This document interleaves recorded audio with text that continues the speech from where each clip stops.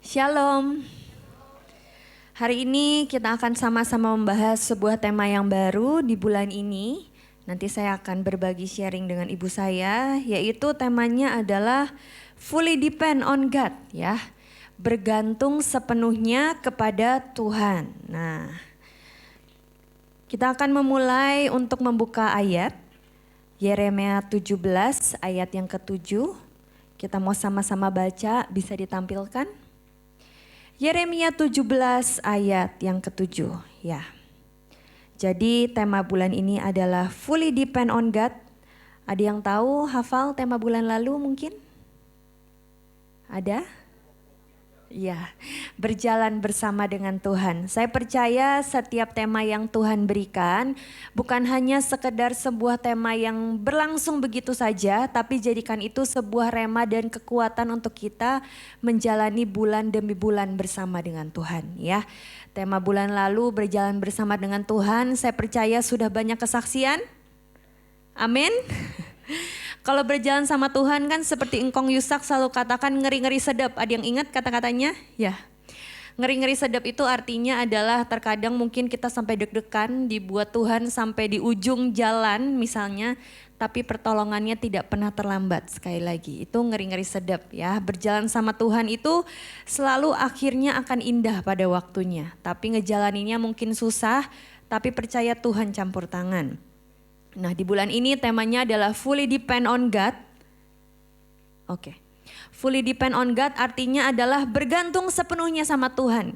Kalau di bulan lalu Tuhan sudah membawa kita jalan-jalan. Tuhan sudah membawa kita berjalan dalam sebuah journey, perjalanan sama Tuhan. Di bulan ini kita mau masuk lebih dalam, yaitu bergantung sepenuhnya sama Tuhan. Ada kata-katanya gandol sama Tuhan, ya. Apapun yang terjadi tetap pegangan sama Tuhan. Kita mau sama-sama baca dari Yeremia 17 ayat yang ke-7. 1, 2, 3. Diberkatilah orang yang mengandalkan Tuhan, yang menaruh harapannya pada Tuhan. Ayat ke-8. Ia akan seperti pohon yang ditanam di tepi air, yang merambatkan akar-akarnya ke tepi batang air. Dan yang tidak mengalami datangnya panas terik, yang daunnya tetap hijau, yang tidak khawatir dalam tahun kering, dan yang tidak berhenti menghasilkan buah. Ya, saya mau penggal satu ayat dulu ya. Yeremia 17 ayat yang ke-7 saya bacakan sekali lagi. Diberkatilah orang yang mengandalkan Tuhan, yang menaruh harapannya pada Tuhan. Artinya apa? Artinya adalah tema bulan ini, bergantung sepenuhnya kepada Tuhan. Kita serahkan semua harapan kita, keinginan kita, kerinduan kita semuanya ke hadapan Tuhan. Dan percaya bahwa Tuhan yang akan pegang kendali seutuhnya. Amin. Ayat yang ke-8 dikatakan, ia akan seperti pohon yang ditanam di tepi air, yang merambatkan akar-akarnya. Di sini kata-katanya menarik ya. Yang merambatkan akar-akarnya ke tepi batang air. Berarti ada sebuah usaha yang kita harus lakukan. Betul ya? Jadi tidak selalu dari sisi Tuhan yang melakukan segalanya. Tapi ada bagian yang harus kita lakukan. Yaitu merambatkan akar-akarnya ke tepi batang air. Berarti kita satu dapat kunci ya. Kuncinya udah satu nih. Kita harus berusaha untuk mendekatkan diri kita sama Tuhan.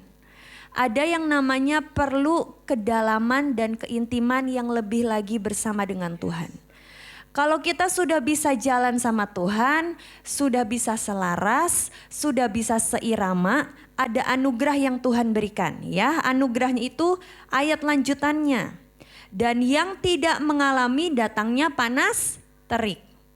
Yang daunnya tetap hijau, yang tidak khawatir dalam tahun kering. Berarti kalau kita hidup seirama, sejalan, selaras dengan Tuhan, kita akan menjadi orang-orang yang dibedakan. Mungkin musimnya panas terik, tapi kita akan tetap bertumbuh dengan sehat dan berbuah dan menghasilkan buah.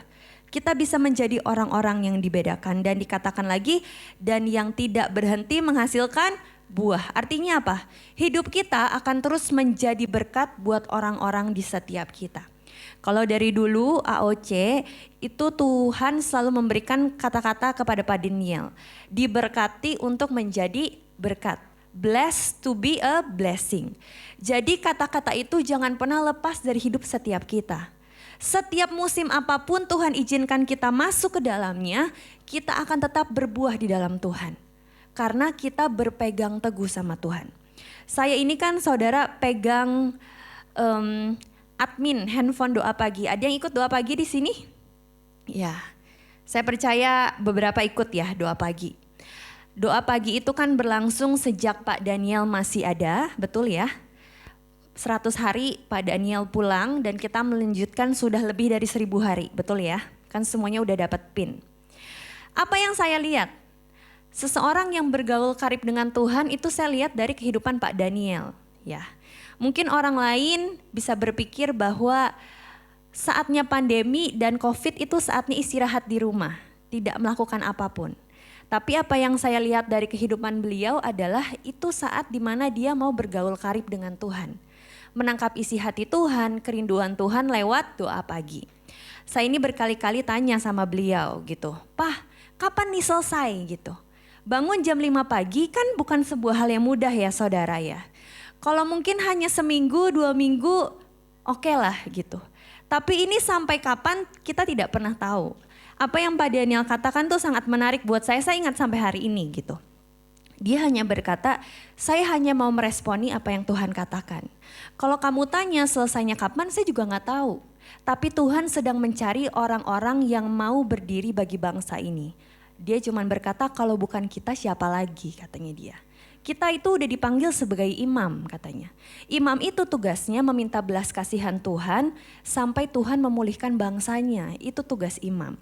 Jadi kalau ditanya sampai kapan doa bagi bangsa selesai, kita tidak pernah tahu sampai kapan, sampai Tuhan berkata selesai gitu. Singkat cerita, saya melihat buahnya saudara. Jadi kepergian beliau, akhirnya kita buat grup doa pagi. Ada 1, 2, 3 ya grupnya kalau saudara ikut di WA. Dan ketika 1000 hari itu kemarin, saya ini menerima banyak kesaksian demi kesaksian. Karena kita bagikan Google Form. Sampai apa yang menjadi tema bulan ini tuh akhirnya saya ngerti gitu.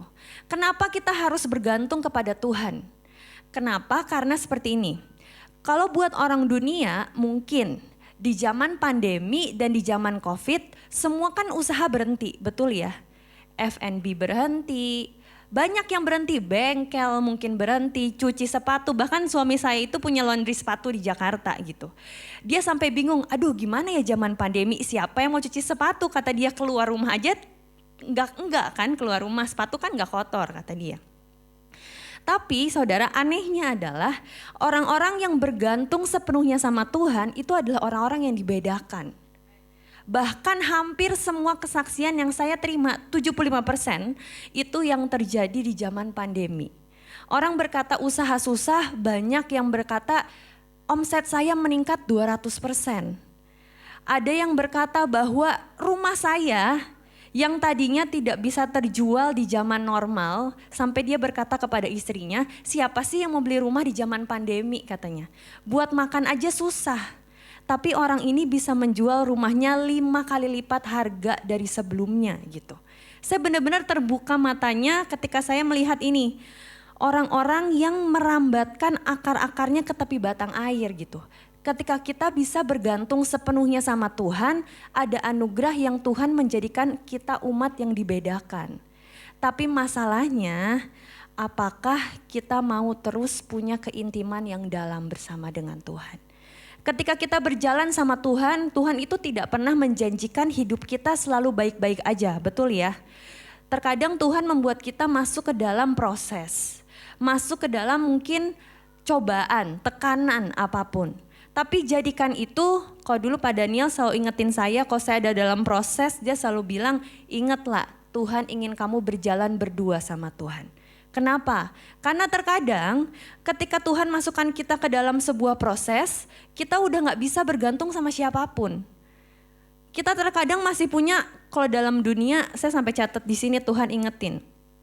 Kalau dalam masa darurat, di dunia itu selalu ada emergency call, tahu ya? Misalnya kalau di Amerika kalau kita sering nonton ada 911. Jadi kalau kita butuh sesuatu, kita kehilangan, kecelakaan apapun, pasti kita angkat telepon untuk orang yang membantu kita. Nah, pertanyaannya adalah 911 kita siapa? Terkadang 911 kita, saya catat nih, keluarga. Misalnya kita lagi kesulitan gitu. Aduh, siapa yang bisa nolong saya? Oh, keluarga. Yang kedua, pasangan kita atau orang-orang yang kita kasihi. Yang ketiga, mungkin pemimpin kita. Oh, keluarga sudah tidak bisa membantu misalnya. Pasangan kita udah gak bisa membantu. Mungkin pemimpin rohani saya atau mentor rohani saya mungkin bisa membantu. Atau yang terakhir, tabungan saya bisa membantu mungkin. Pertanyaannya, Tuhan ditaruh nomor berapa?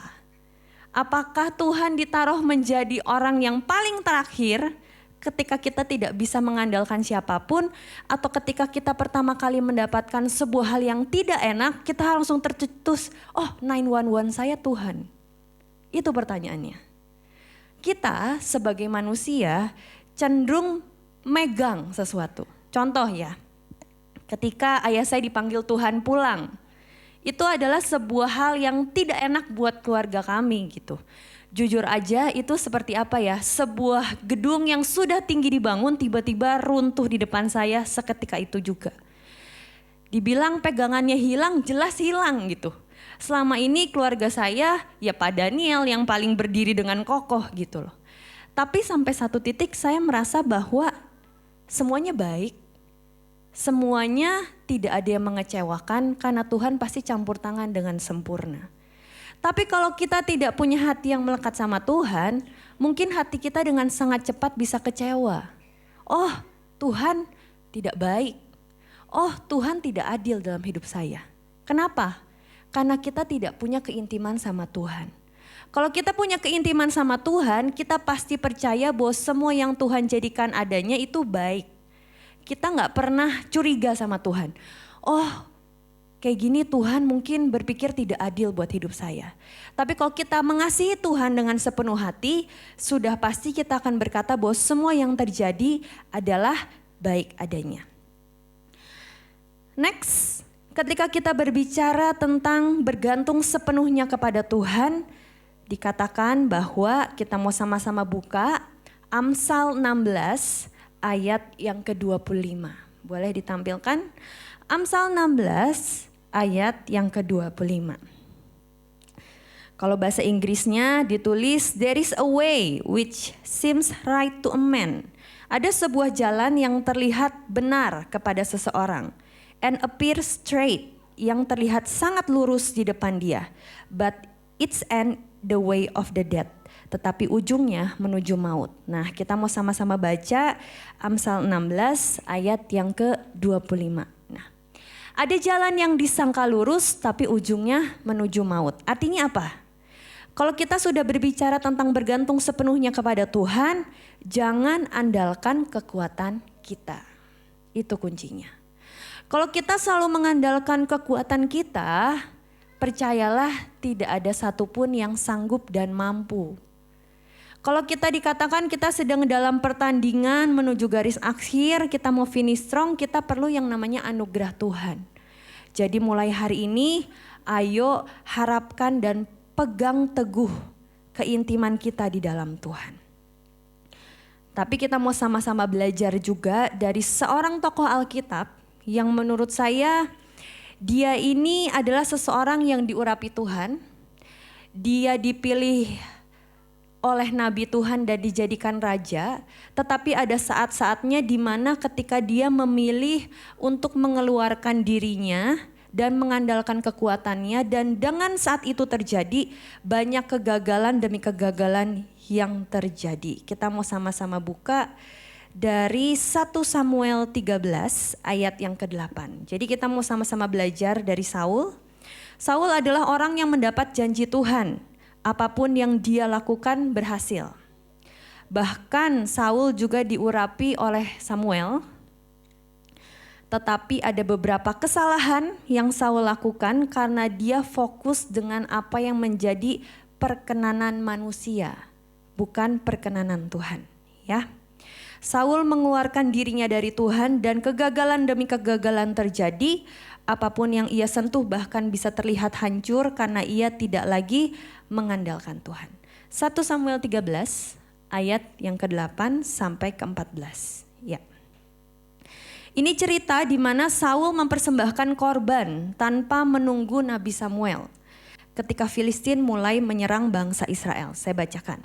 1 Samuel 13 ayat 8 sampai ke-14. Ia menunggu 7 hari lamanya sampai waktu yang ditentukan Samuel. Jadi dia sudah menunggu beberapa hari untuk menunggu Nabi Samuel ini datang.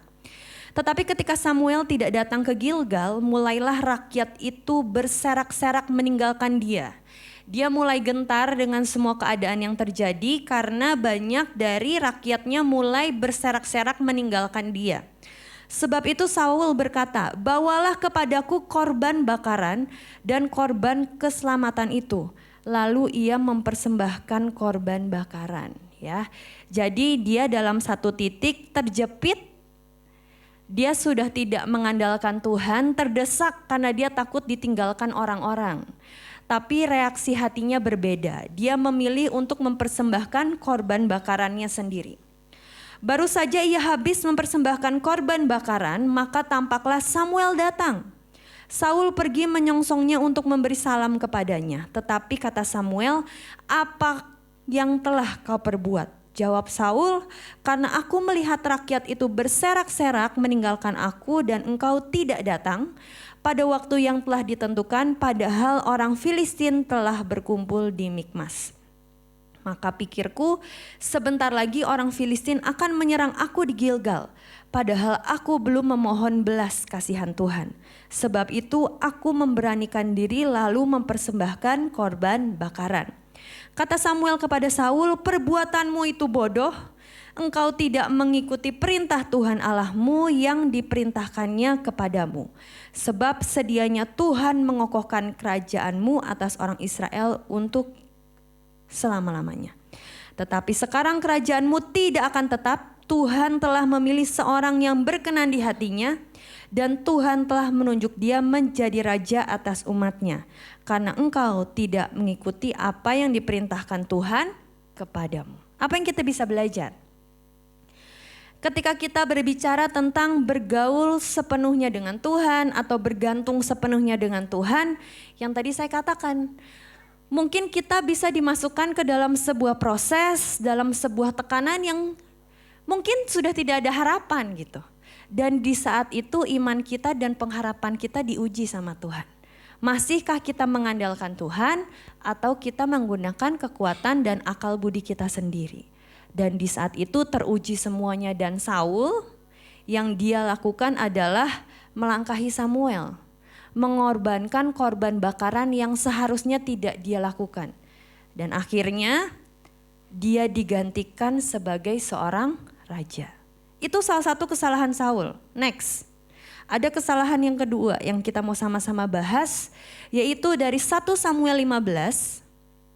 Ini bercerita tentang ketika dia disuruh Tuhan untuk menumpas seluruhnya dari Amalek sesuai dengan perintah Tuhan. Tapi dia tidak menumpas semuanya karena dia merasa masih ada yang bisa dia ambil ya. 1 Samuel 15 ayat yang ketiga, perintah dari Tuhan. Jadi pergilah sekarang, kalahkanlah orang Amalek, tumpaslah segala yang ada padanya dan janganlah ada belas kasihan kepadanya. Sudah dikatakan dengan sangat jelas, tumpaslah segala yang ada padanya dan janganlah ada belas kasihan.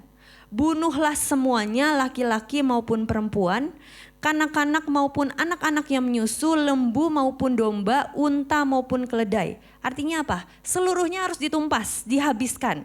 Ikuti perintah Tuhan. Tapi apa yang Saul lakukan? Di ayat yang ke-7 sampai yang ke-11. Lalu Saul memukul kalah orang Amalek mulai dari Hawilah sampai ke Syur yang di sebelah timur Mesir.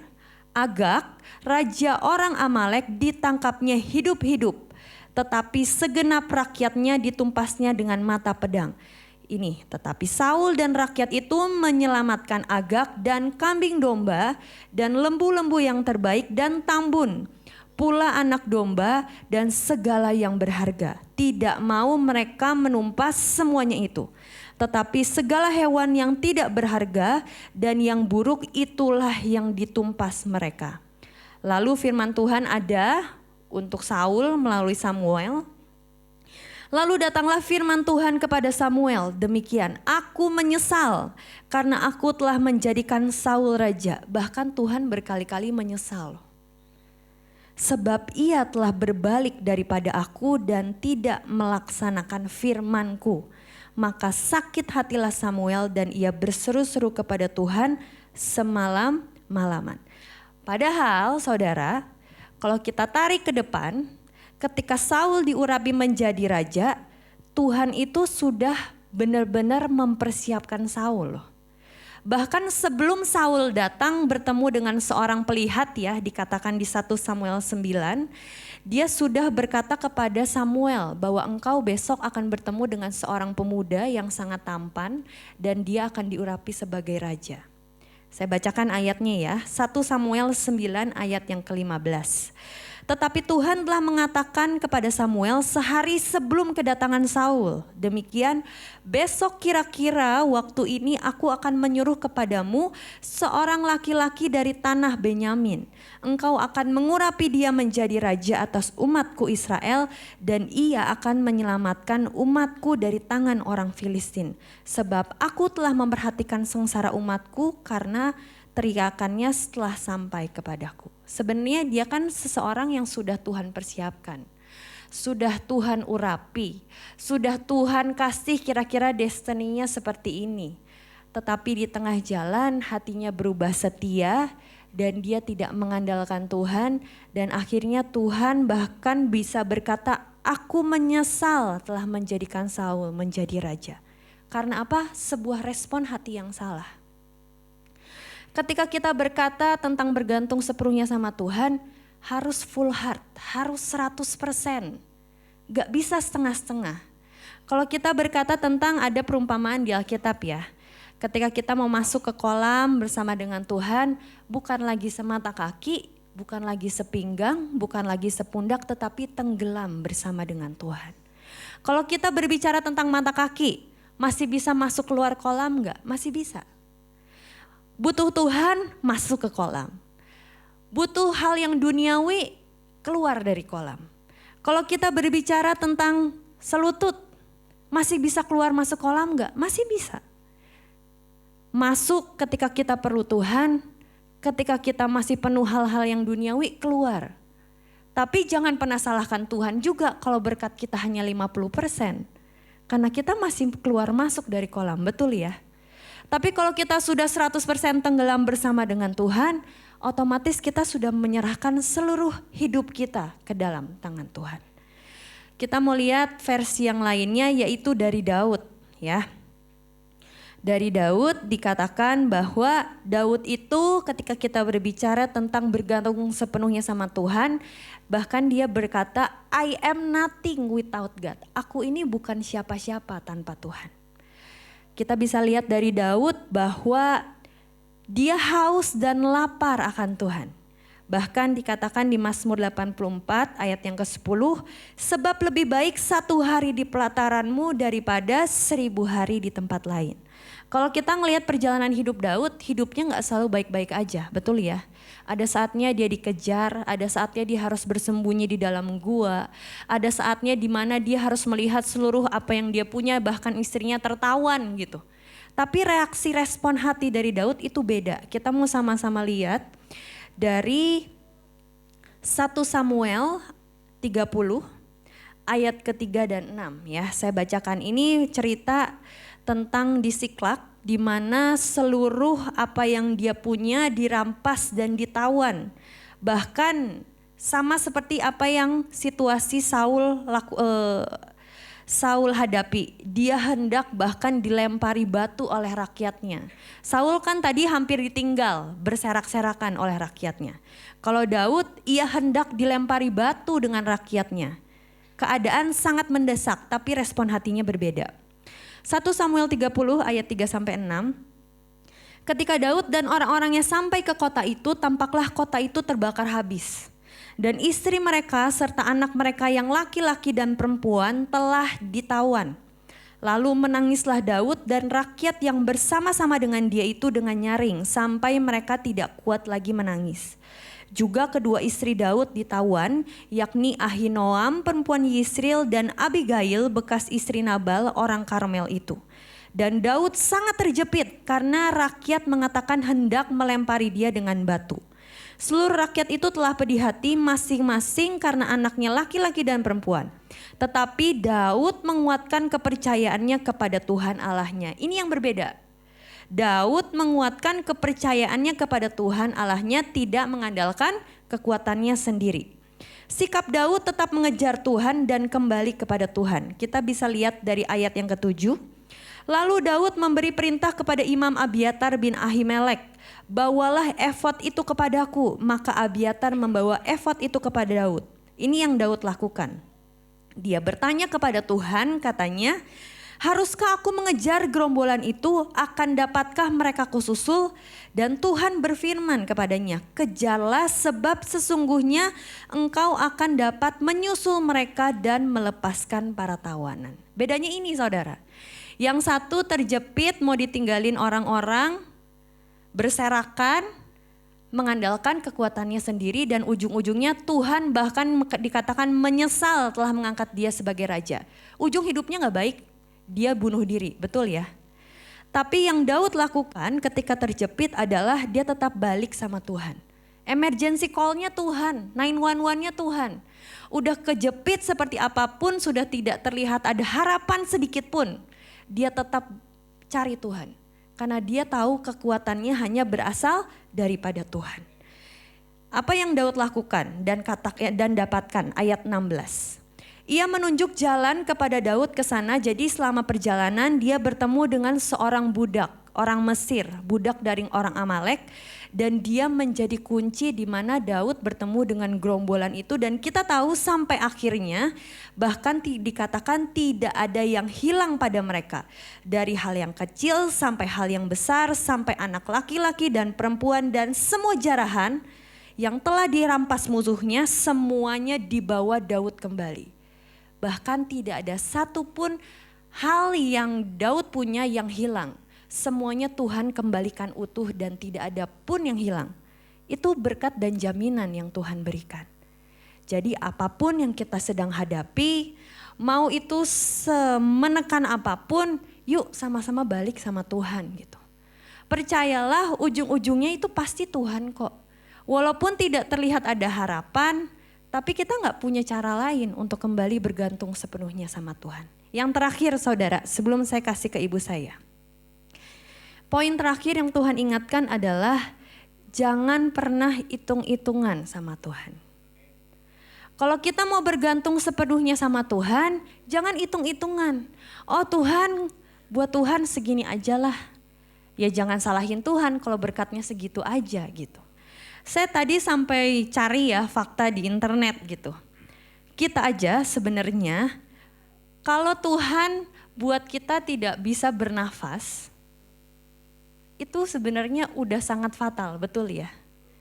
Dan ternyata kalau kita hitung-hitungan sama Tuhan dan tiba-tiba Tuhan hitung-hitungan juga sama kita, sehari itu kita harus bayar buat hanya oksigen. 13.750.000 rupiah loh. Sehari. Manusia itu kan kita organ tubuhnya itu dibuat dari sel, betul ya? Kalau kita berhenti bernafas, oksigen berhenti, sel tubuh kita akan rusak perlahan demi perlahan. Berarti kita butuh oksigen. Dan oksigen itu sehari kita butuh seorang manusia itu 550 liter sehari satu orang. Dan harga 1 liternya itu harganya adalah Rp25.000.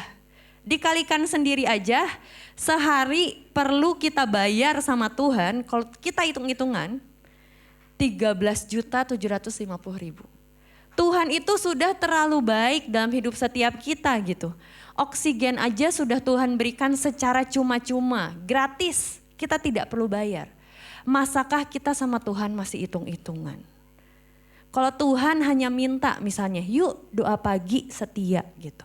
Cuman 1 jam kok setiap hari, jam 5 sampai jam 6. Masakan kita gak mau berikan buat Tuhan yang terbaik? Atau mungkin Tuhan hanya minta, nak saat teduh baca firman 10 pasal setiap hari. Tuhan ngantuk, kegiatan saya banyak. Terus Tuhan katakan, oke, oksigennya di-cut setengah. Gimana, apa yang terjadi dengan hidup kita gitu. Jadi jangan pernah hitung-hitungan dengan Tuhan. Kalau Tuhan sudah meminta sesuatu dalam hidup kita, yuk setia. AOC selalu diajarkan untuk setia, setia, dan setia.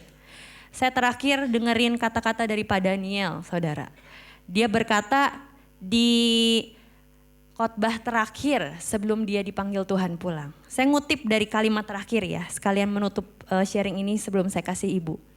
Dia katakan seperti ini, jangan fokus dengan apa yang terlihat hasilnya, tapi fokus sama Tuhan. Kalau kita lihat hasilnya mungkin kita bisa kecewa katanya, tapi fokus sama Tuhan. Terus bahkan dia katakan setia, setia, setia. Dia ngomong 3 kali, setia, setia, setia. Yang terakhir dia katakan seperti biasa, never give up. Jadi para imam yang ada di tempat ini, keluarga AOC di Shalom, yuk sama-sama setia sama Tuhan. Mungkin keadaan tidak semakin baik, tapi kalau kita berjalan sama Tuhan, bergantung sama Tuhan, percaya bahwa hidup kita akan menjadi orang-orang yang dibedakan. Orang-orang lain mungkin kekeringan seperti ayatnya tadi, Yeremia 17 ayat yang ke-8, kita akan tetap tumbuh dan berbuah. Dan buah itu bukan hanya kita yang rasakan, tapi orang-orang di sekitar kita. Mari tetap percaya, Tuhan Yesus memberkati.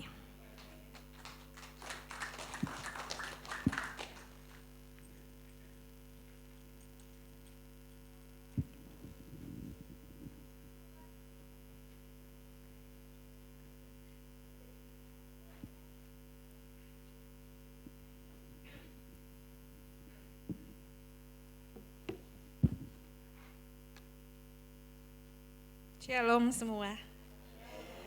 Gimana kabarnya? Luar biasa. Ya jangan karena tempat ini dingin terus kita jadi terbawa dengan apa bisa ada yang biar ngiringin keyboard? Ya. Yuk. Saya akan lanjutkan saya khotbah diiringi ya. Bisa nggak bisa harus bisa ya. Super bisa, ajaib ya. Saya mengajak setiap AOC ya yang ada di tempat ini, mari tetap lakukan apa yang menjadi bagian kita ya. Ketika kita melihat di luar ada mungkin intimidasi yang ada, jangan pernah lari keluar dari panggilan kita. Apapun yang menjadi panggilan kita, mari punya respon hati yang benar. Ya. Ketika Pak Daniel dipanggil pulang 2020 hampir 3 tahun saudara. Dia mengajarkan kepada kita belasan tahun. Dan janganlah ketika hari-hari semakin Tuhan akan datang. Justru itu yang sudah dijadikan bekal buat setiap kehidupan kita. Apapun yang kita hadapi di depan, mari kita ingat semua firman Tuhan yang sudah dibekali buat setiap kita. Sebagai imam-imam yang terus berdiri melakukan apa yang menjadi kerinduan Tuhan. Ada lagunya kan sampai miliaran jiwa diselamatkan. Kita berdiri di antara hidup dan mati. Ya. Apakah kita bisa berdiri sebagai imam-imam yang Tuhan mau?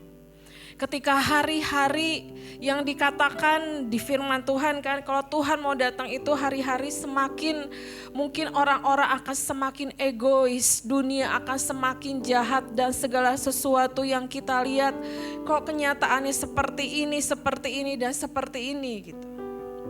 Tapi ketika kita punya akar fondasi yang kuat di dalam Tuhan, kita punya hikmat, kita dikasih hikmat sama Tuhan. Kita dikasih roh kebijaksanaan sama Tuhan. Dikatakan bahwa ketika kita menghadapi segala sesuatu, ketika kita dekat sama Tuhan, ada hikmat yang Tuhan berikan. Ada bijaksana yang Tuhan berikan. Ada ketepatan yang Tuhan berikan. Ya. Saudara, kalau ada gagal, ya, kok aku mengalami ini gagal, aku mengalami ini gagal gitu ya. Jangan pernah menyerah dengan semuanya. Jangan segala sesuatunya yang sudah kita dapatkan. Ketika kita mengalami sesuatu, kita mau katakan, Tuhan, aku nyerah. Tema bulan ini, bergantung sepenuhnya ke dalam tangan Tuhan. Bergantung sepenuhnya. Mungkin jalan yang ada di depan kita, ya, mungkin licin gitu ya, kita bisa terpleset. Mungkin ada sesuatu yang menggiurkan hati kita, membuat kita terlena dengan keadaan. Ataupun ada sesuatu yang ada di depan. Tapi ketika kita menggantungkan hidup kita sepenuhnya ke dalam tangan Tuhan, percaya saudara, kita pasti akan diperlengkapi. Yang Tuhan rindukan buat setiap kita dengan tema bulan ini adalah mari mentaati apa yang Tuhan mau. Kembali kuncinya apa saudara? Sebuah ketaatan. Saudara, ketika kita diminta Tuhan untuk melakukan sesuatu, ketika Tuhan meminta kita untuk memutuskan sesuatu yang kita udah tangkap nih, ini yang Tuhan mau gitu ya. Terus kita gini, Tuhan, aku butuh diperlengkapi, aku butuh pengurapan-Mu, aku butuh ini, aku butuh ini. Kita seolah-olah merasakan bahwa ketika Tuhan minta, aku belum diperlengkapi semua gitu. Padahal janjinya buat setiap kehidupan kita, ketika Tuhan sudah rela mati di kayu salib untuk menebus kita, Dia memperlengkapi seluruh kehidupan kita. Dia menjamin seluruh kehidupan kita. Ada jaminan Tuhan buat seluruh kehidupan kita. Cuman apa? Ragu di dalam melakukan semuanya. Saudara, ketika saya mempersiapkan ini saudara, Tuhan tuh mengingatkan gini, ya, saya itu menikah sama Pak Daniel tahun 93, 2023 berapa ya? Hampir ya 20 sekian tahun lah, 26, 27, 28 gitu ya. Saudara, Tuhan tuh mengingatkan gini, nak, bagaimana ketika awalnya engkau bertemu dengan Pak Daniel. Saudara, kan kalau anak zaman sekarang, kalau mau menentukan jodoh, pacaran dulu apa tanya jodoh dulu? Coba, pacaran dulu ya, baru udah pacaran, udah senang datang ke hamba Tuhan. Tuhan, ini jodohku atau bukan? Ya, saudara, saya punya cerita yang berbeda, saudara. Ya, ketika awal ketemu dengan Pak Daniel, saya itu dulu di persekutuan masih SMP.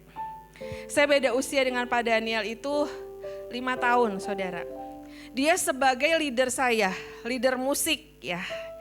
Dan ketika itu satu saat saya jadi saya mengikuti persekutuan itu dari SMP, saudara. Sampai tahun ini saya kira-kira mengikut semuanya dari awal sampai sekarang nih ya, 35 tahun saudara ya. Banyak cerita, banyak musim yang dilewati. Dan waktu itu saya udah kuliah. Pada waktu di persekutuan ngomong gini, kita udah punya janjian. Kalau udah SMA, kita tanya sama Tuhan jodoh kita tuh siapa gitu ya. Saya berdoa sama Tuhan.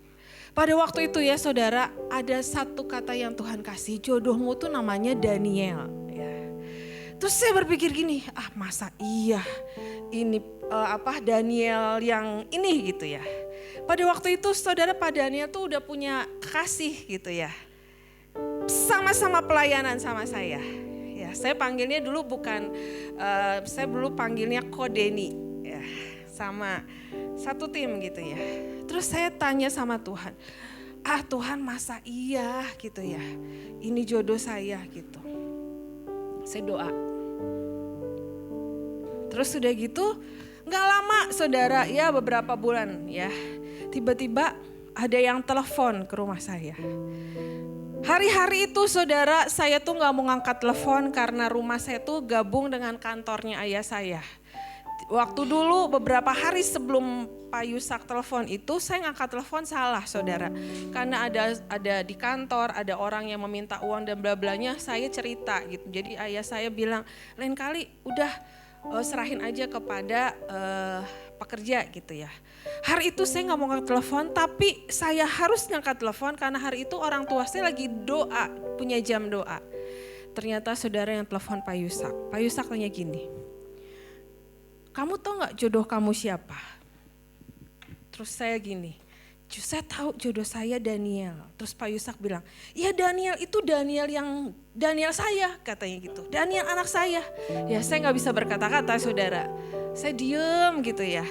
Ternyata gini, Pak Daniel ternyata ketika berdoa mendapatkan jodohnya itu saya turun 7 kilo katanya saudara. Katanya gini, gak mungkin Tuhan masa iya gitu ya. Katanya dia turun 7 kilo saudara.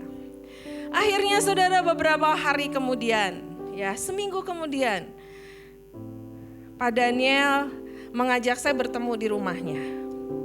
Pak Daniel berkata gini, udah duduk berdua saudara, kamu tahu gak jodoh kamu siapa? Terus saya bilang, saya sombong banget saudara, saya ngomong gini, saya mau jodoh yang dari Tuhan. Dan setelah itu Pak Daniel bilang gini, lah jodohnya kamu itu saya, katanya gitu. Kamu mau gak sama saya gitu ya. Ya pokoknya saya mau jodoh yang dari Tuhan, saya bilang gitu. Saudara, seberjalannya waktu ya. Dia mengantar saya kuliah, dia ngantar saya pergi gitu ya. Kami di mobil berdua berdiam-diaman. Karena kami gak tahu harus berbicara apa saudara. Karena apa? Ya dari saya anak buahnya Pak Daniel, tiba-tiba Tuhan katakan itu jodohmu. Ya sampai Pak Daniel ngomong gini, ayolah Vi ngomong sih di mobil katanya gitu. Kok kamu diam aja sama saya gitu ya. Saudara, ini sebuah cerita yang ketika apa? Kita menggantungkan hidup bersama Tuhan tuh bukan instan gitu loh gini. Aku mau langsung mujizatnya. Aku mau langsung misalnya jodohku Daniel ya udah langsung gitu ya. Tapi ada jalannya. Di firman Tuhan dikatakan apa? Kenali jalanku. Di Mazmur kok gak salah ada. Jadi Tuhan tuh menuntun kita jangan dengan gini, tema aku mau gantung sama Tuhan.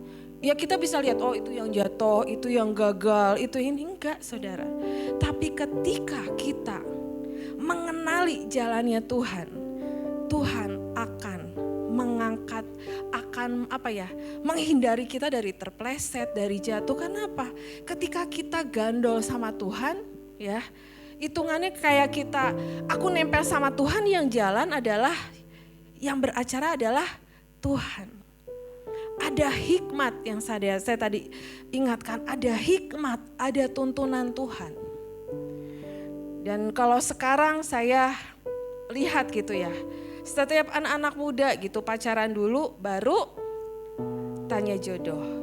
Kalau saya tahu jodoh dulu baru pacaran.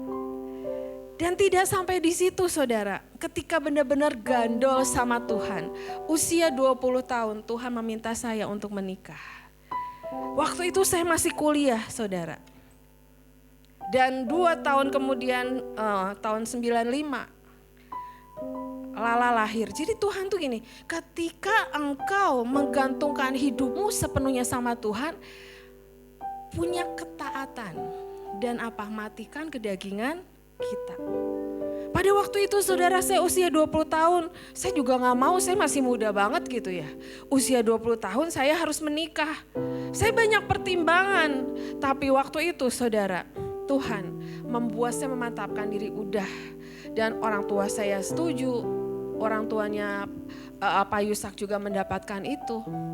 Saudara, saya berpikir gitu ya, ketika mungkin itu saya terlewat, ketika banyak hal yang terlewat dulu gitu ya. Dan dengan padanya sudah dipanggil pulang gitu. Saya sekarang sama Lala bisa benar-benar sharing bersama gitu ya. Kita bisa pelayanan bersama, kenapa? Yang tahu ke depannya kita siapa? Tuhan. Kadang kita memakai kacamata kita. Tuhan, aku gak mau ini, aku belum siap. Aku gak mau ini, aku gak bisa, aku gak mau ini. Tapi seberjalannya kita punya hati yang nurut sama Tuhan. Tuhan akan tuntun setiap langkah kehidupan kita. Ya. Saudara, saya akan membahas tentang Elia. Ya. Kita mau baca dari Yakobus 5 ayat 17. Bisa ditampilkan? Ini kalau AC-nya dimatiin kasihan yang lain loh. Ini dimatiin tadi, janganlah kasihan yang lain. Saya kan dinginnya di sono, nanti kasihan yang lain. Ya, kita baca Yakobus 5 ayat 17, dikatakan, Elia adalah manusia biasa, sama seperti kita. Dan ia telah bersungguh-sungguh berdoa supaya hujan jangan turun. Dan hujan pun tidak turun di bumi selama 3 tahun dan 6 bulan. Dikatakan Elia adalah manusia biasa sama seperti kita. Dan ia telah bersungguh-sungguh berdoa. Saudara, yang Tuhan ingatkan dari ayat ini, dikatakan Elia adalah manusia biasa, tapi ketika dia sungguh-sungguh berdoa untuk berdoa bagi satu bangsa, doanya didengar oleh Tuhan. Bagian kita imam apa? Ayo menghadap tahta Tuhan, masuk ke dalam ruang kudusnya Tuhan, mengangkat setiap doa-doa kita. Kita semua manusia biasa, saudara. Kita nggak ada yang lebih satu sama yang lain. Kita nggak ada aku lebih pintar, aku lebih jago, aku lebih ini, nggak ada, saudara. Kita nggak ada yang sempurna. Nanti kalau sempurna kalau kita sudah menghadap Bapa. Tapi hari-hari ini ketika ada tugas di depan, jangan kita bilang gini, ya udah Pak Winoto aja yang ngelakuin untuk berdoa setiap pagi jam 5 sama Bu Lina. Atau kita nunjuk lagi, jangan sayalah, yang lain aja. Jangan sayalah, yang lain aja. Tapi sejujurnya kita tahu bahwa itu bagian kita. Jangan kita seperti, ya kalau saudara baca, saudara tahu yang Elia dan Elisa. Ketika dikatakan Elia diikuti terus oleh Elisa ketika ke Gilgal, ke Betel, ke Yeriko. Diikutin terus sampai Elia berkata, gak usah kamu ikutin aku terus, udah kamu berhenti di Gilgal. Nanti belajar naik, pergi lagi Elia. Elisa terus ikut. Elisa berkata apa? Elia berkata apa? Sudah kamu sampai sini aja. Pergi lagi saudara ke Betel. Elia berkata, udah kamu di sini aja. Elisa terus mengikuti Elia kemanapun pergi. Ya, ntar saudara bisa cari ayatnya. Dan di situ diikuti oleh 50 orang nabi. Dan ketika menyeberangi sungai Yordan, nabi yang 50 itu gak ikut saudara. Mereka hanya mau menonton. Apa sih yang dilakukan Elia dan Elisa setelah menyeberangi sungai Yordan? Sungai Yordan apa artinya saudara? Sungai kematian. Di mana kita merelakan semuanya, keegoan kita, aku mau ikut. Elisa berkata, aku mau ikut kemanapun Elia pergi. Karena Elisa ingin mendapatkan apa? 2/3 urapan yang dari Elia. Ada sebuah kerinduan. Jangan kita seperti 50 nabi itu. Akhirnya apa? Hanya berdiri dan menonton. Apa sih yang mau mereka lakuin? Apa sih yang mau mereka lakuin? Gitu ya. Tapi setelah ada yang spektakuler yang Tuhan berikan. Oh ternyata luar biasa ya gitu. Saudara, jangan kita hanya menjadi penonton. Tapi mari kita ikut di dalam bagian cerita Tuhan gitu ya. Dalam skenarionya Tuhan. Saudara, ada sebuah kesaksian yang mungkin ya doa pagi sudah dengar. Pada waktu itu ada seseorang ibu ya, dia janda saudara, gak punya suami. Ya. Dia berdoa buat Indonesia sudah hampir 2 tahun. Dia berdoa buat Italia, saudara. Saya sangat kagum dengan kesaksian ini. Pada waktu itu saudara, ketika dia berdoa buat Italia dan buat Indonesia, dengan caranya yang ajaib. Dia bisa mendapat kiriman uang euro setiap bulan dan gak tahu itu dari siapa. Dan ketika saudara dia mendapatkan setiap bulan, dia bilang dalam jumlah yang cukup besar. Sehingga uang itu bisa membiayai kebutuhan dia dan dia masih bisa memberi kepada yang lain. Dan pada waktu itu dia punya anak. Dia bilang anaknya mendoakan Jepang, saudara. Ya, ikut doa jam 5 pagi. Anaknya diterima di perguruan tinggi negeri bahasa Jepang. Dan sekarang anaknya fasih berbahasa Jepang. Saudara, ada cara yang ajaib. Ada orang yang gak bisa bayar rumah, saudara. Ikut doa pagi rumahnya terlunasi. Tapi motivasinya kita bukan aku ikut doa Indonesia, aku ingin ini nih, berkatnya udah digantung-gantung, aku ambil. Aku ambil ini, bukan. Tapi ketika kita mengandalkan Tuhan, menaruh harapan kita pada Tuhan, semua apa yang menjadi kerinduan dan kebutuhan kita akan Tuhan penuhkan. Percaya saudara, saya sangat percaya dengan sesuatu yang Tuhan sudah siapkan buat setiap kita. Kalau kita punya cinta mungkin terbatas. Ada orang yang menyinggung kita, kita bisa berkurang cinta. Ada orang yang mengecewakan kita, kita bisa berkurang cinta. Tapi Tuhan punya cinta yang tidak terbatas. Tapi bukan berarti gini saudara, oh cintanya Tuhan terus merangkul, terus baik sama aku. Cintanya Tuhan mendidik setiap kita. Saya punya sebuah kesaksian yang sampai hari ini saya tahu ya bahwa setiap kita jangan menyerah dengan sebuah keadaan. Saudara, pada waktu itu beberapa awal-awal AOC berdiri, saudara. Saya itu memberitahukan kepada anak buah saya, nggak boleh kamu gini ya. Saya tegur dia, saudara, mungkin ada orang-orang sekitarnya. Dia tersinggung karena saya menegur dia di tengah teman-teman pekerja, ya, jadi anak-anak pelayan gitu ya. Dia telepon, belum ada handphone dulu saudara. Dia telepon ke rumah. Pokoknya saya nggak terima. Manggilnya dulu masih Cici, bukan ibu. Saya nggak terima. Saya ditegur depan umum gini-gini. Wah saudara, itu telepon gak berhenti saudara. Akhirnya ketika suami saya pulang dari pelayanan, saya berkata gini, dah saya gak mau jadi ketua lagi. Saya terus di telepon sama orang ini, saya bilang. Udah orang ini jelas saya bilang, ya tahu ini salahnya tapi dia tersinggung karena ditegur di depan umum. Apa yang suami saya katakan pada Daniel, bukan dia gini, oh ya udah nanti saya tegur, udah kamu gak apa-apa, enggak saudara.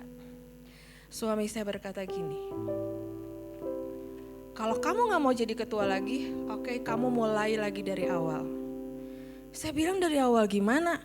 Ya kamu mulai lagi dari jemaat yang datang pertama kali dan duduk memperhatikan semuanya. Saya bilang gini, loh kok kayak gitu? Dia bilang gini, kalau kamu menghadapi sesuatu, ayo hadapi semuanya bersama dengan Tuhan. Nggak ada caranya ketika ada sesuatu yang terjadi, udahlah. Gampangnya kita apa? Memutuskan semuanya supaya proses ini berhenti. Dan aku menjadi bebas. Ada kadangnya kita seperti itu. Supaya aku terbebas, aku udah gampang keluar aja, gak mau pelayanan, berhenti, aku mau off dulu, aku mau gini. Saudara, saya pernah mengalami hal itu. Tapi Pak Daniel berkata apa? Ketika engkau sudah diberikan sesuatu yang Tuhan tempatkan, apakah engkau bisa menghargai itu? Dan engkau bisa mengucap syukur. Banyak orang yang ingin melakukan, ingin punya bagian itu. Tapi ketika engkau punya, engkau tidak bisa menghargai itu. Saudara, waktu itu saya juga nangis saudara. Tapi Pak Daniel berkata, enggak usah. Kalau kamu mau turun. Tapi kalau kamu mau bertahan di tempatmu, berdoa dan hadapi semuanya bersama dengan Tuhan. Dan saat itu saya merasakan gini saudara, sebuah kasih, seseorang yang mengasihi kita, seseorang yang mencintai kita. Bukan berarti gini, kasih yang terus mengelus gak apa-apa kamu jatuh, gak apa-apa kamu gagal. Enggak saudara. Ada sesuatu yang membuat kita apa? Next level di hadapan Tuhan. Kasih Tuhan membentuk, kasih Tuhan mendidik, kasih Tuhan membalut hati, kasih Tuhan mengangkat setiap kita.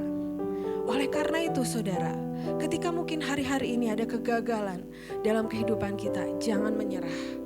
Tapi mari bangkit dan lakukan apa yang Tuhan mau. Kita baca dari 1 Raja-Raja 18 ayat 26.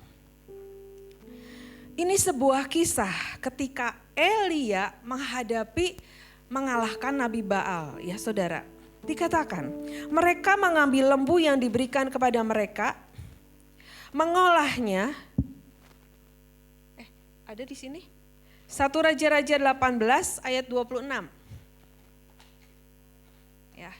1 Raja-Raja 18 ayat 26.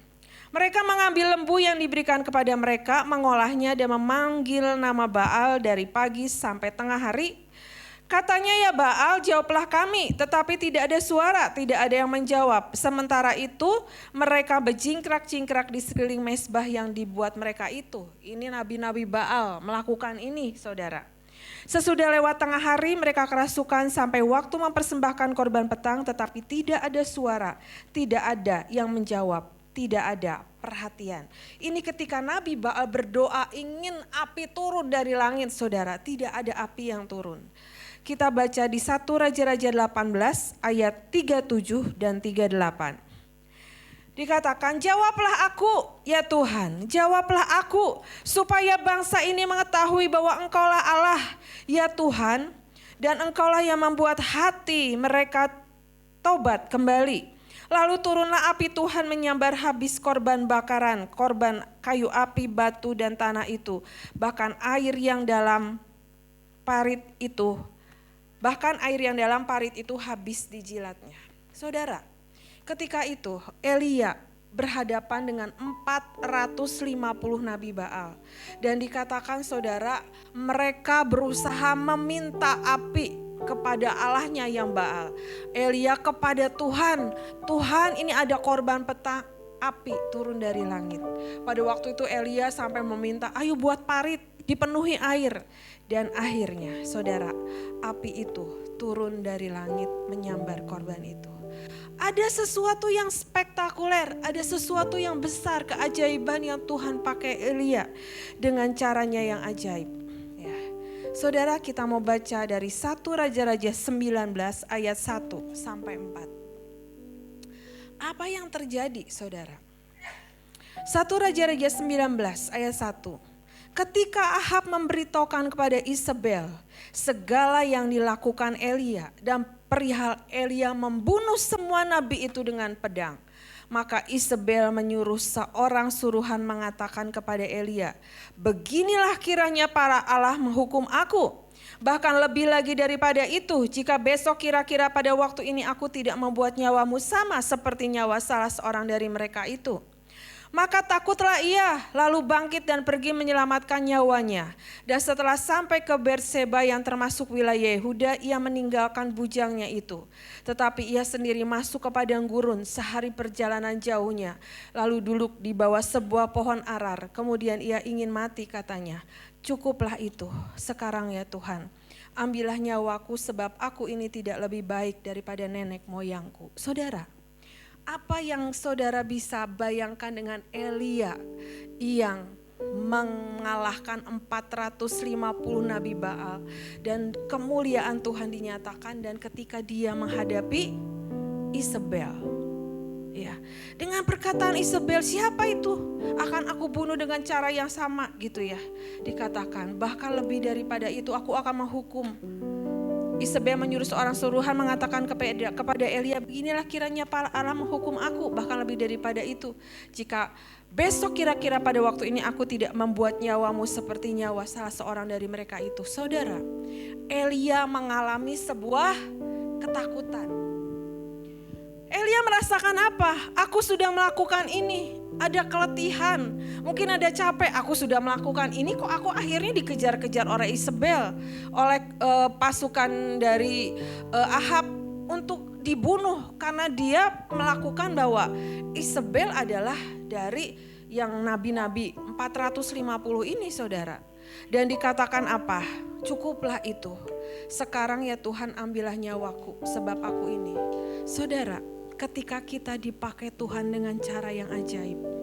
Tapi ketika ada satu hal yang mengintimidasi hidup kita, apa respon hati kita? Apakah kita tetap punya respon hati yang benar? Atau ini sebuah kejadian yang sebagai kita mau dalami hari ini? Kita berkata, jangan sampai kita berkata seperti Elia, sampai dia pergi ke padang gurun saudara. Ya mungkin ceritanya kalau ke padang gurun gak akan ada yang mau ngikutin gitu ya. Dia meninggalkan bujangnya dan dia pergi. Ya, saya merasakan bahwa dia, sebenarnya saudara, Elia itu bukannya gini, ya ambilkan nyawaku itu mau mati. Kayaknya bukan kok kata saya ya. Saya baca beberapa cerita gitu ya. Dia merasakan ada depresi, ada frustasi. Apa yang aku lakukan? Kok akhirnya endingnya seperti ini gitu ya. Dan ketika itu saudara, Elia pergi ke gurun. Ya, kita mau baca ya ayat 5 selanjutnya. Sesudah itu ia berbaring dan tidur di bawah pohon arar itu. Tetapi tiba-tiba seorang malaikat menyentuh dia serta berkata kepadanya, "Bangunlah, makanlah." Ketika ia melihat sekitarnya, maka pada sebelah kepalanya ada roti bakar dan sebuah kendi berisi air, lalu ia makan dan minum, kemudian berbaring pula. Ayat 7, tetapi malaikat Tuhan datang untuk kedua kalinya dan menyentuh dia serta berkata, "Bangunlah, makanlah, sebab kalau tidak perjalananmu nanti terlalu jauh bagimu." Maka bangunlah ia lalu makan dan minum, dan oleh kekuatan makanan itu ia berjalan 40 hari 40 malam lamanya sampai ke gunung Allah, yakni gunung Horeb. Saudara, ketika itu sampai di padang gurun, akhirnya Elia berbaring dan tidur di bawah pohon arar. Tetapi tiba-tiba seorang malaikat menyentuh dia serta berkata, "Bangunlah, makanlah." Ya. Dan ajaibnya saudara, tiba-tiba di sebelah kepalanya ada apa saudara?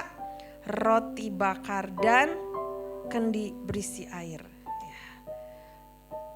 Saudara, waktu itu malaikat berkata, "Bangunlah, makanlah," gitu ya. Apa yang dilakukan Elia saudara? Makan, ya. Kemudian apa yang dia lakukan? Tidur lagi. Saudara, itulah yang kita hadapi hari-hari kita. Ketika kita mengalami masalah dalam kehidupan kita, Tuhan katakan apa? "Bangun nak, makan nak." Ya Tuhan bangun, ya Tuhan makan. Tuhan belum mengerti apa yang aku rasakan. Terlalu berat bebanku, tekananku terlalu berat. Tapi hari ini Tuhan berkata kepada setiap kita, "Bangunlah dan makanlah." Apa arti makanlah saudara? Isi hidup kita dengan firman Tuhan. Isi hidup kita dengan semua yang ilahi yang daripada Tuhan. Kalau ini cawan kehidupan kita, kita mau isi dengan apa? Ketika kita mengalami tekanan, kita mau cari dipenuhi hal dunia, atau kita mau isi dengan hal-hal yang dari Tuhan. Kadang apa saudara? Apa yang kita hadapi gitu ya.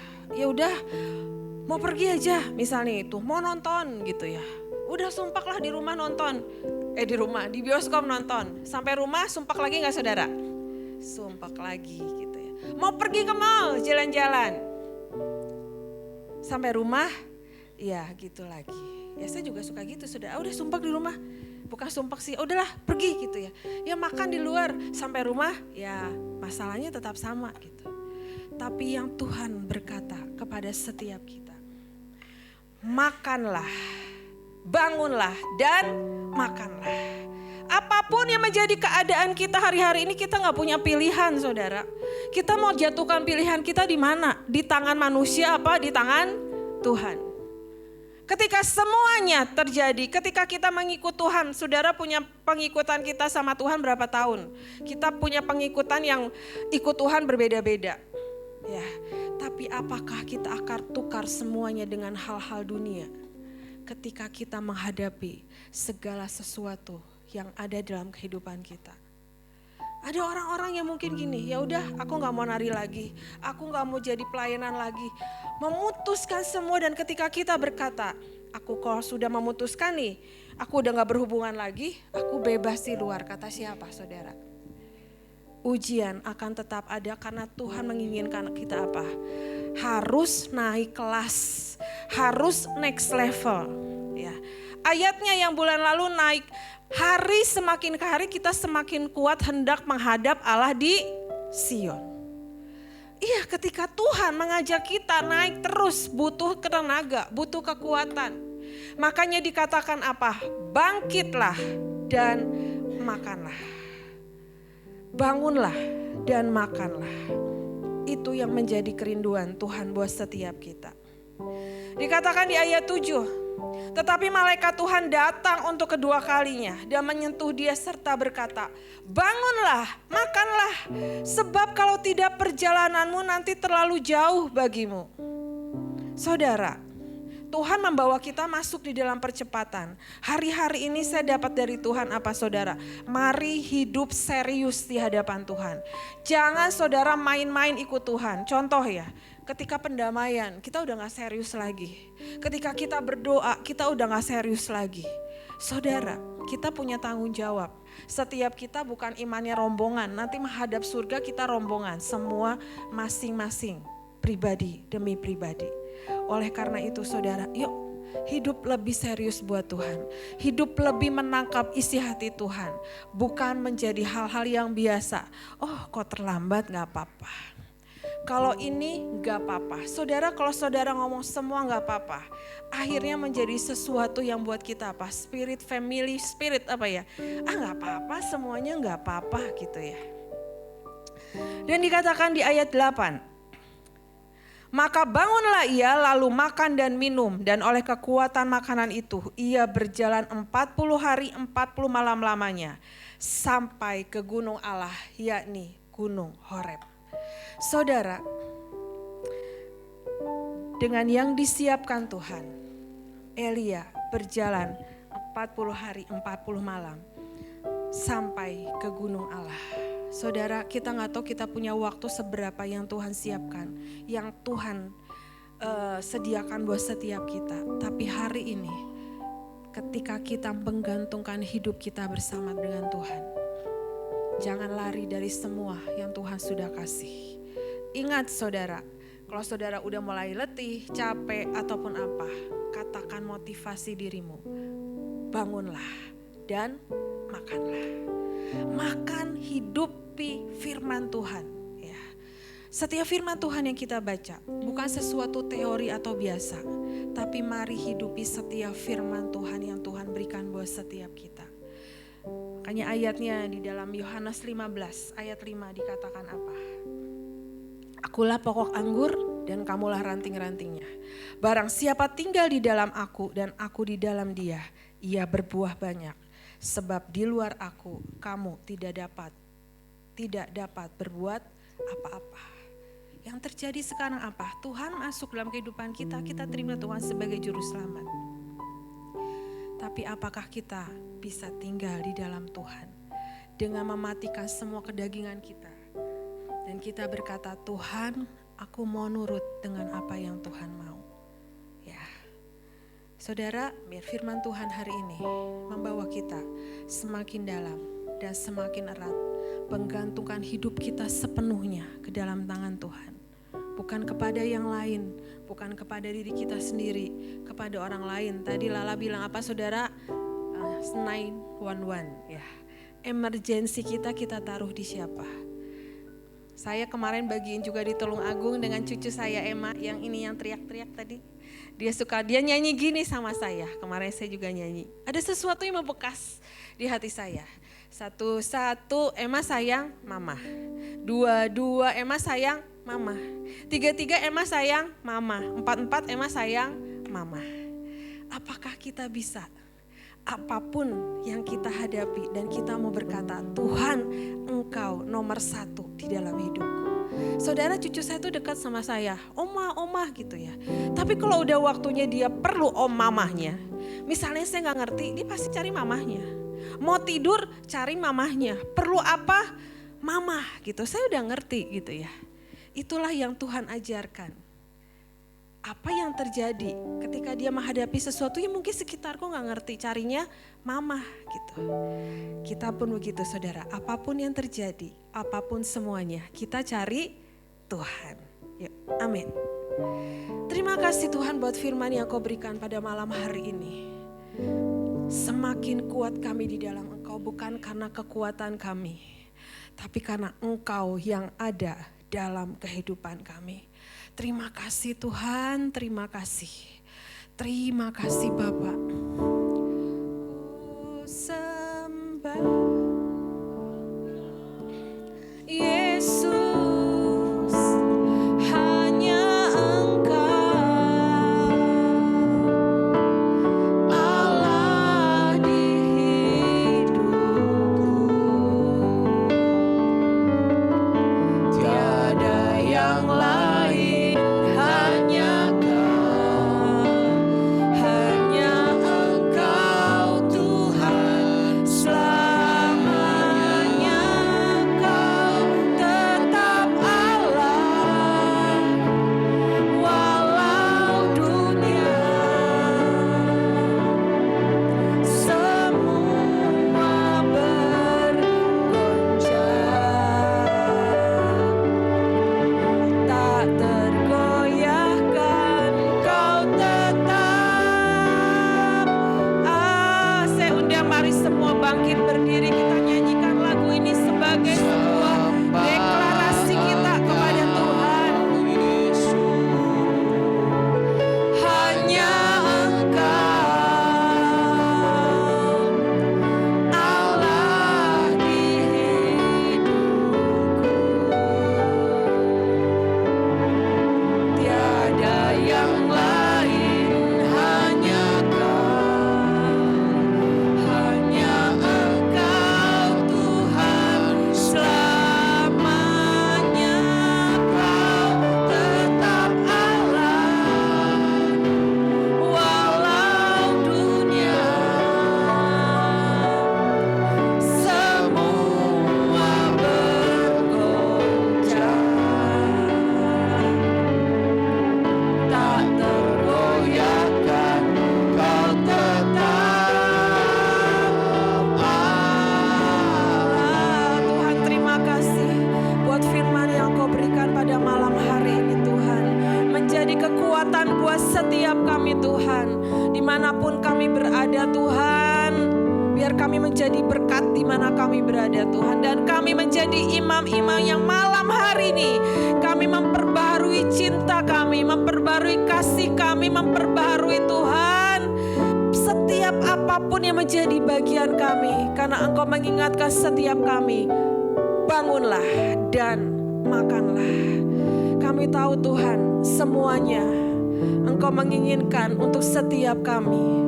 Bukan kami stuck berhenti ataupun mencari aman ataupun kami merasa sudah cukup. Lewat setiap apapun yang Kau berikan, Engkau menginginkan setiap kami untuk terus nak bangkit, terus nak maju. Apapun yang ada di hadapanmu, ketika Engkau menggantungkan hidupmu bersama dengan Tuhan, Tuhan yang akan beracara dengan caranya yang ajaib buat setiap perkara apa yang kita hadapi. Terima kasih Tuhan buat firman-Mu pada malam hari ini.